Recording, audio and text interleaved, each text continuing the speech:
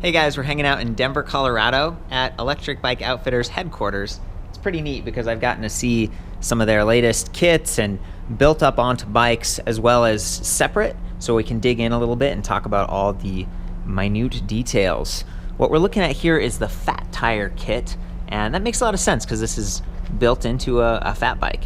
This is the Surly Wednesday, and Jason, the founder of Electric Bike Outfitters, was like, I really like this bike because it's got bottle cage bosses up here. You can mount the battery.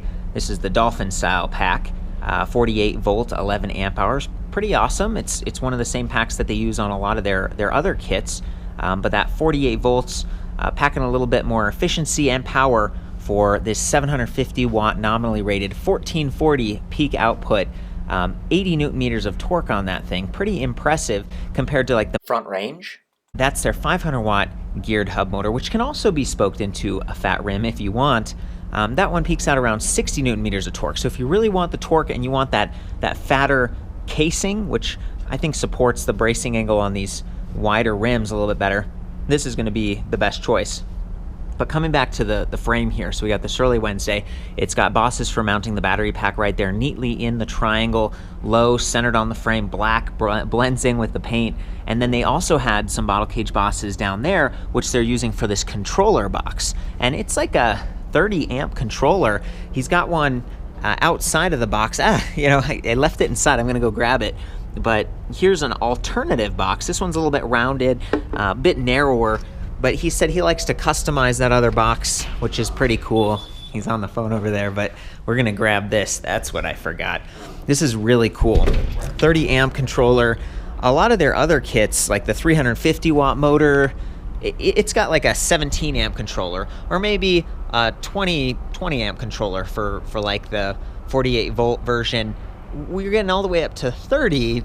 Yeah, you're really getting some torque and some power, and that's definitely what you want when you're moving on maybe sand or snow. That's the whole concept of these fat tires. Like, yeah, they look cool, they absorb some vibration, they give you a lot of stability because of that width, but they're also able to lower the PSI a lot, the pressure, and then you can cut across some snow, which we have had in Colorado recently, or some sand across the beach. I've actually tested it. I wish I could show you, but I'm not really in an environment. There's some snow down there, but it's kind of packed in. So the point is, if you have a fat bike like this, and you're thinking about like, okay, well, I could buy a purpose-built electric fat bike, or maybe I could convert mine. One of the really neat things about it is they can spoke this into a couple different wheel sizes. So 26 inch, that's what we've got here. These are 26 by 3.8, but this rim is actually a 4-inch rim. The front rim, it's a 3.8 inch rim. So it's funny because these tires, they work with either rim size, and you start to notice little details like, okay, these are double walled, 36 hole. They've got the circular punch outs versus the stock Surly rims. They have these like interesting tetrahedral, or kind of a octagon, not quite an octagon, I guess. It's like 1, 2, 3, 4, 5, 6. I don't know what that shape is called. Help me out, guys. The point is, they also offer 3.8. So I think he just kind of did this to demonstrate, like, that spreads the tire out a little bit more. It's going to have a little bit more drag and maybe a noise, but there are a whole range of tire sizes now for fat bikes. So whether it's 3.8, 4-inch, or even like 4.9, you might need that wider rim to support that. And I like that he does that. It's got these black matching spokes, 12 gauge, extra thick, even thicker than these front spokes. A lot of times thinner spokes give you a little bit of flexibility, and maybe they reduce the weight. That might be another reason why you want to go with the 3.8 inch rim, because it kind of brings it in, especially if you're running 3.8 inch tires. So something I think about. I was able to weigh the motor off of that, out of not spoked in and everything, and it's about 10.2 pounds. So you're definitely weighing a little bit more compared to some of the other kits where it's like, 5.75 pounds or 7-ish pounds. You're getting all the way up to 10 pounds. That's definitely heavier. It's because it's got all this extra copper winding, and it's fatter, and it's more powerful, in short. About 7 pounds on that battery. So, we're looking at almost 20 pounds of extra weight when you factor in the controller and then the display and the little button pad and stuff. when you convert a bike using a kit like this versus getting a purpose-built bike, you do end up with more wires, and some of that has to do with these brake levers. These are 4-finger 5-star whooshing brake levers. They're not the fanciest in the world, but they do have integrated motor inhibitors if you use them with mechanical brakes. So anytime you squeeze either one of those levers, cuts power to the motor, which is really good because this is using an 8-magnet cadence sensor. It's fairly responsive, but there is a bit of delay when you start and stop pedaling because those magnets have to like pass a sensor down here. You can actually see it on that side. So the point being, you don't want to be fighting 80 Newton meters of torque, 750 to 1440 watts just pushing you along. You want that to stop immediately if you come into a section that's unstable, or maybe you come up over a ridge and there's some people stopped there. You really want to be able to control this thing. It also has a trigger throttle or a twist throttle option. So I think I have a half twist over here, but they also have a full twist for people who like more of the motorcycle feel where the whole grip twists. And the top speed on this thing is potentially up to like 30 miles per hour. It might come programmed down to 20, and you can also set it even lower if you want, and you can take off the throttle if you want. So you can sort of set this kit, as like a class 1, 20 mile per hour pedal assist, or class 2, 20 mile per hour throttle, or class 4, sort of an off-road dirt bike type of thing. It's not DOT approved. You don't have like lights and stuff. So this would be like private property or off-highway vehicle, maybe like certain forest land type of situation, that's totally cool. It's like a snowmobile or an ATV or something. You've got like a lightweight dirt bike almost. Just be thoughtful about how you're riding, where you're riding, because if you got in an accident, not only could you get hurt, but you might be in like kind of a legal gray area. And I'd love for you guys to be safe and just have a good time. So coming back to the way this one's set up, where a lot of the weight's low and center on the frame for stability, and then you've got this really burly dropout situation going on. This does come with a torque arm, okay? So it's like galvanized steel, extra strong, and it kind of spreads some of the forces out from the axle, and then it grabs onto the seat stay. So it's really leveraging off the frame, because this frame was not built to have a motor attached to it like this, especially one that's so powerful. That doesn't mean it can't handle it. Sterling makes good stuff. I think this is a steel frame. It's going okay, but the point is, without that torque arm installed, you really start to strain the frame and maybe even bend the dropouts in there. So it's nice that we actually have a rim here that's not spoked onto anything.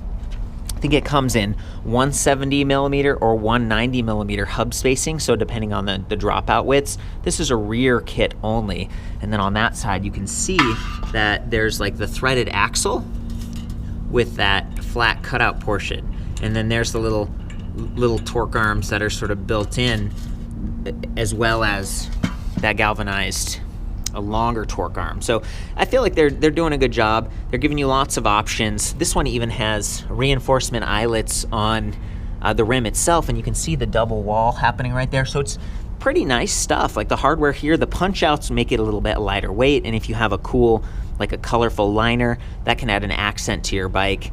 Part of the reason that I'm reviewing a bunch of kits from Electric Bike Outfitters, because they actually have an office.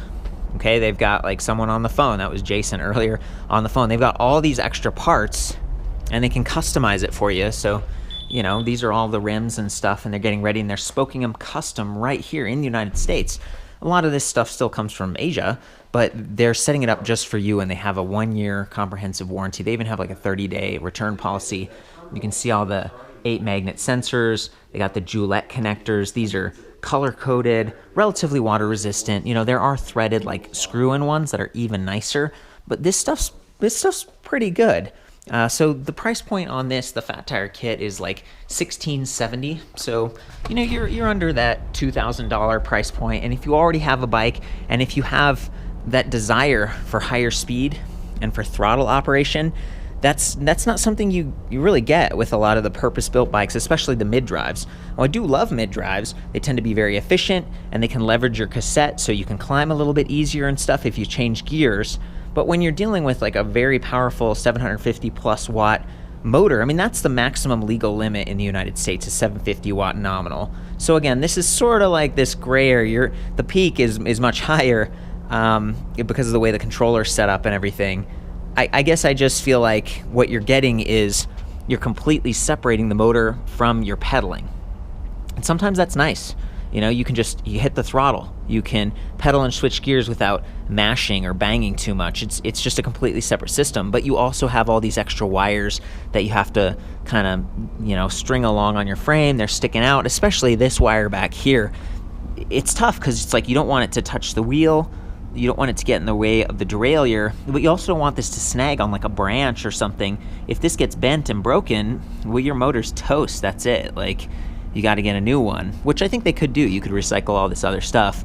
It's just something I think about. They use Samsung cells on their batteries, a little bit nicer. Again, that's like higher than average capacity, but you really need a higher capacity battery when you're spending energy that quickly with that motor. So I think that's probably a pretty good overview.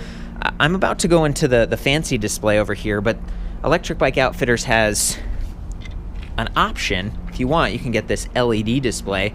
So instead of having this big fancy thing, which is not removable, which might glare, could get scratched up, or maybe it's taking the place where you want your phone, you know, if you're using GPS, you could mount this over here and it has the buttons all built in, whereas this one has a separate button pad. I prefer this setup, and I love that it has a USB port built right in. This one actually doesn't have it, but his new ones do. It's like a USB Type A. You can plug your phone in, your MP3 player, or maybe a headlight or something, and you can draw power from that main battery. Now, the battery looks like it has a USB port, but it's actually not active. They turned it off because they don't want to have phantom power draw, and they figured, well, we've already got one up here, so we don't need it.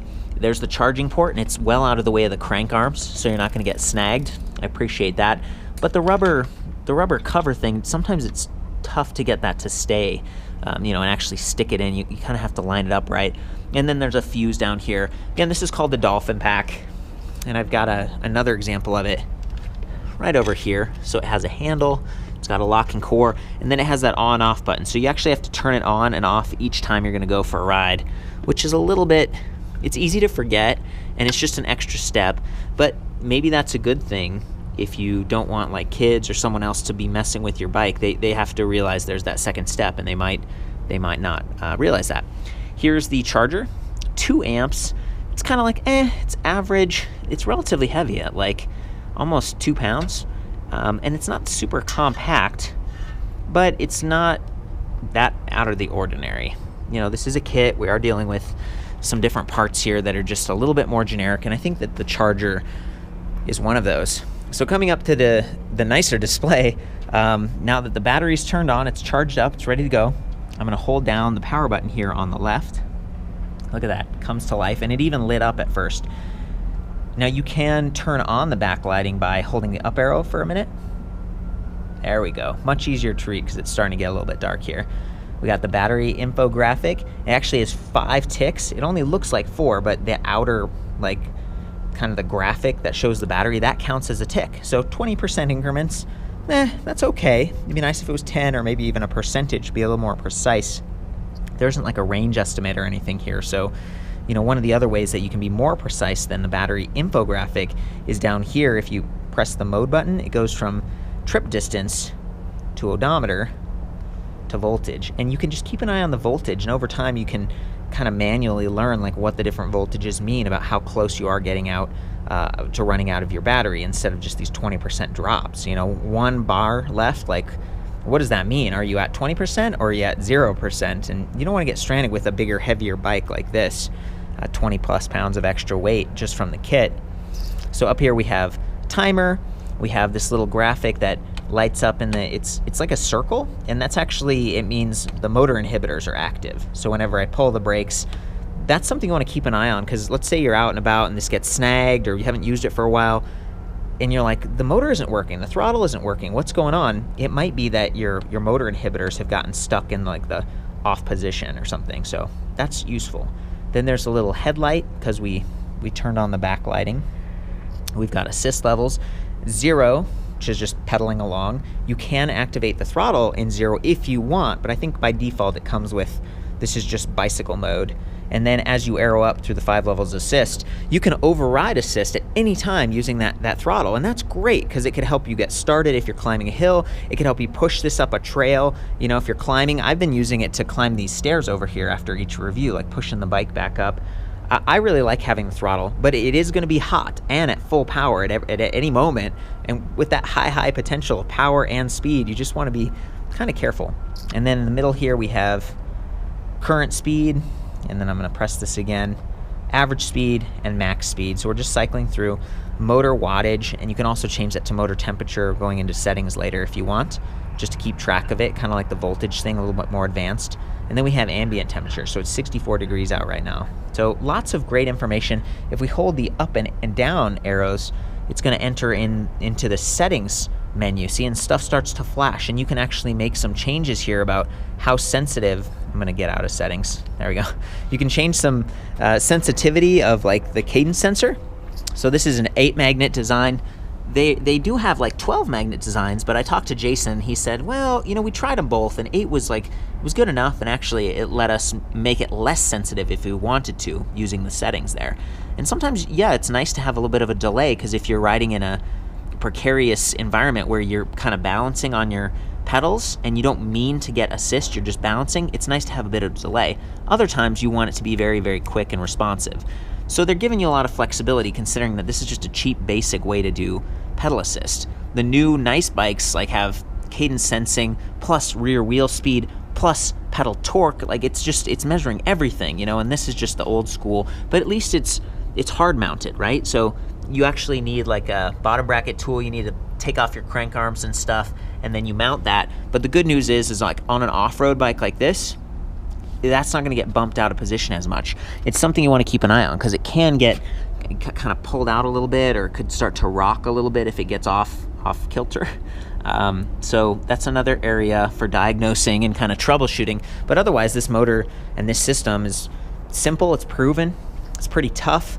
Geared motors tend to be, you know, relatively lightweight and zippy compared to a gearless. And so Electric Bike Outfitters does have, it's called the Clydesdale, and it's a gearless hub motor, and it's just, you know, there's no gears inside, right? So it's this direct drive. There's a little bit of drag from cogging, but it's quiet, and it's just, you know, there's nothing rubbing in there. By contrast, this is sort of up-converting like a high-speed motor using those gears to give you that power, and it's efficient, and it freewheels perfectly, and it's also a little bit more discreet. So see how it's just not as tall or big as like a gearless motor, and you can mount your disc brake rotor directly to it, which is great. You need that because most fat bikes, they're using disc brakes, and this is all custom done. So, you know, they really set the casing for that hub motor in a little bit so it would have room for these calipers and stuff.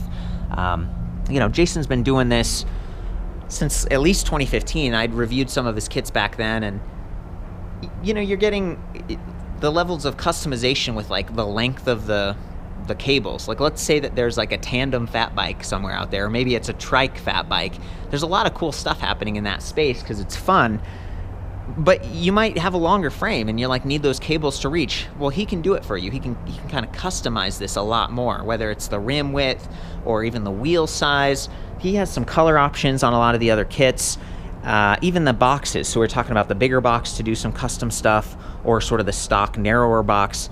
I really feel like you're getting a lot of choice, and you're getting support from a company that's been around for a long time. They've got a 1-year warranty. They actually work with a lot of shops that can help set this up for you, so they can get the wires and everything all straight and stuff, maybe pull off that crank arm for you if you don't have those tools.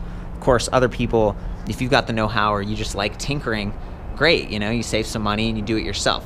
So I think that's the gist of it. I might walk this down a little bit and go for a ride.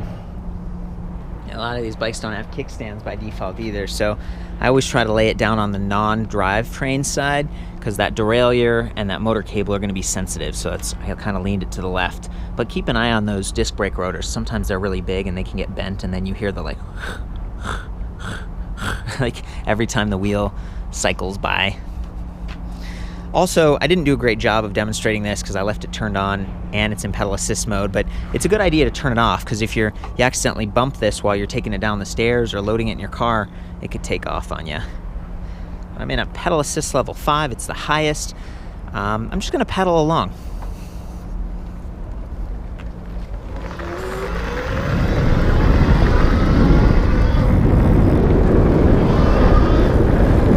There you go. Got some railroad tracks. Nice. No problem. Pretty quickly up to 20 miles per hour. There's a lot of power here, and I'm a lightweight guy, like 135 pounds. So pedal assist level 5 feels very, very zippy.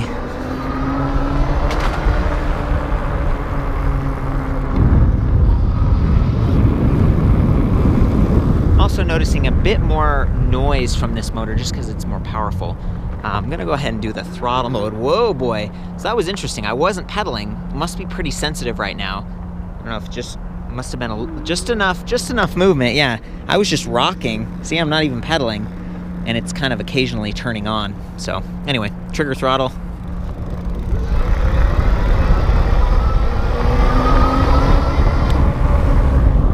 Oh boy.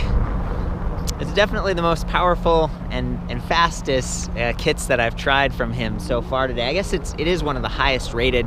The Clydesdale is also rated up in that kind of 750 watt range, but it just doesn't feel as zippy. Like from standstill, this motor just takes off. Oh boy. And I wish I had some mountains or something to kind of showcase for you. There is some snow, so I might put the frame camera on and do a little bit of riding. Go through some of this dirt. Oh. Also feels relatively comfortable. You know, these fat tires, as I was saying before, they're very stable and somewhat forgiving, considering this is like a hardtail and there's no suspension fork either. It's just completely rigid. Okay guys, from here you can see the cadence sensor, and hopefully you can see the motor. You can listen for it a bit. You're attached to the seat post, so there's going to be some frame vibration. It might increase the zipping sound, the zinging of the geared motor. But I'm going to go across some dirt. I'm going to maybe do a little bit of snow. The tire pressure is relatively high. It's ideal if you lower it down to maybe like the 5 to 10 psi range if you're actually going through soft stuff, but it's not really the case today. We're just putting these knobs to work and maybe giving you an idea of how responsive the cadence sensor is. So I'm going to start just by pedaling. I'm in pedal assist level 5. And remember, the throttle overrides with full power. So it's kind of nice if you're down in 1 or 2 trying to be efficient, but you need to overpower the pedal assist and zip up a hill or just a little section without shifting gears. You can easily do that with this kit.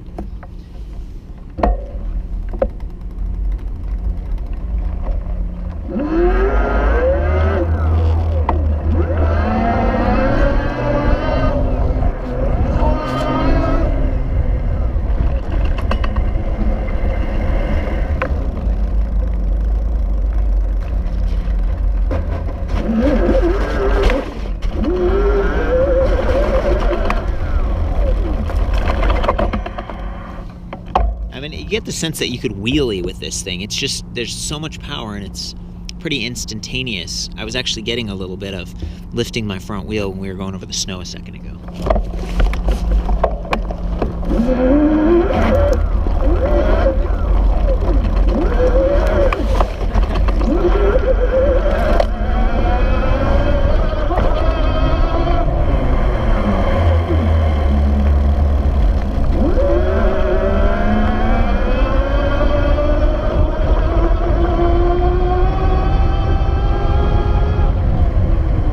Really feels fast. You know, there's a lot of power being spent like through that motor, but it's not as loud. Like once it gets up to speed, you don't hear it over the sound of the knobby tires and maybe the gravel or whatever. And then if you are on a bike with hydraulic disc brakes, they do sell kind of this optional glue-on magnet sensor thing, so you can still use the motor inhibitors on the brake levers. They just won't be built in like with the kind of the 5-star levers we looked at earlier. And now I'm getting ready to walk it back inside. I was going to demonstrate how you can use the throttle to help you get upstairs. It really works well with these big knobby tires.